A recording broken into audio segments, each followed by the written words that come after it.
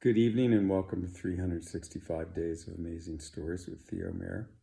Here we are on day 321, and I'm continuing the story that I started yesterday called Buried Treasure. You might remember that it is about a family, husband, wife, and 4 children, who live on a beautiful piece of land that the couple was able to purchase after they had saved quite a bit of money.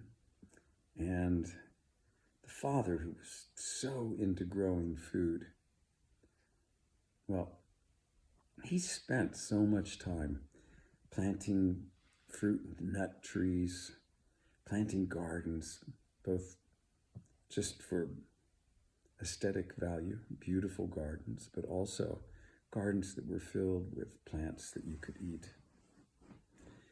And his children, 2 sons and 2 daughters, they did not want to have anything to do with that kind of life. They watched him work and work to make their home, their land, more beautiful, carrying buckets of water, weeding gardens, saving seeds. It just looked like a lot of work. Pruning trees, and then there was harvesting all the different food, from the nuts to the fruit to the vegetables, and then processing the food, which they would all do together quite often after evening meals. If there were beans to shuck, that would happen, and if there were nuts to crack, that would happen, and one thing after another. It was just like that. And so all the children had said, there's no way that we're going to take care of land. And they'd all gotten into professions that did not tie them to the land. The eldest son was a wagon maker, carriage maker. The eldest daughter, second child, was a seamstress, taking after her mother. The third child, second son, he ended up being a horse trainer. And then the youngest daughter, the fourth child, she ended up being a basket weaver, and all of them were incredibly talented. And because they had grown up in that rural lifestyle, they had great common sense. They understood how to do things with their hands and with their bodies because they'd grown up that way. Well, days passed, of course, and children got older and older. And, well, you know how it goes. Always at a certain point, you begin thinking that you should probably start a family of your own. So at some point, the eldest son found a woman that he loved dearly and married. They found a place in town to live, and he worked there and set up his carriage making business there in town where people had easy access to come see him. And then second daughter, she ended up finding a young gent that, well, loved her dearly, and they had a place in town, and there she had a lot of clients, and easily was able to meet with them and measure them and make beautiful pieces of clothing for them. Well, about this time, though, the mother ended up growing very ill one winter. She ended up with some infection in her lungs and had more and more difficulty breathing. And of course, it was cold weather, snow on the ground during the winter. And even though they kept the house there roasty toasty, burning wood all through the day and night, she just went downhill. And at a certain point, the children gathered around her, as did her husband, and They were there when she passed. It was sad for all of them because mother had been the most loving woman and had given everything to take care of her children.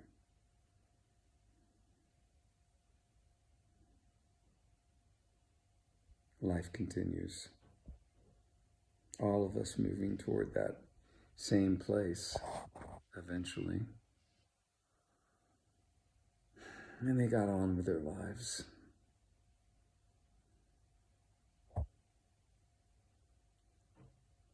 But it was not very long after that, well, the second son, he ended up finding a beautiful wife and married. He ended up living on the outskirts of town, had a small little place with a beautiful round corral where you could train horses and a barn to keep them in and a pasture where you could let the horses out, run free.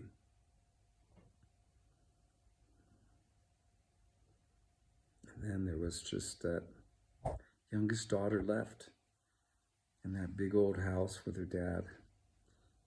And there was one day where he called all of his children together. And they gathered round.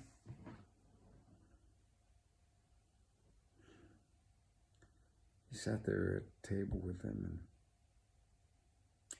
and, well, excuse me.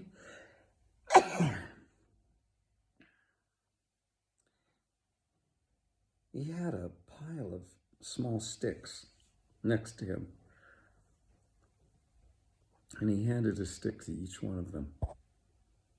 And he said, try breaking that stick, which they easily did. It was not a problem. And he said, great, great. He took them back, added them to the pile that he had, handed them 2 sticks and said, oh, see if you can break those. They did quite easily. He handed the sticks back and put them in a second pile that he had. And these sticks were pretty long, about 6 feet long each. So left pieces that were about 3 feet in length. He handed 3 sticks to them and see if they could break that. And they tried, and it wasn't a big deal. Took a little more effort, but they were able to do it. And so he put those back in a pile with the rest.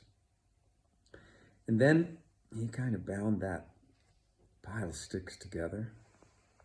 And it was a pretty good pile at this point.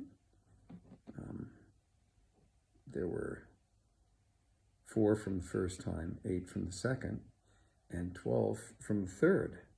So 24 sticks total. He bound them up together and handed it to his youngest daughter and said, here, see if you can break those. She put them across her knee and with all her effort, couldn't break them.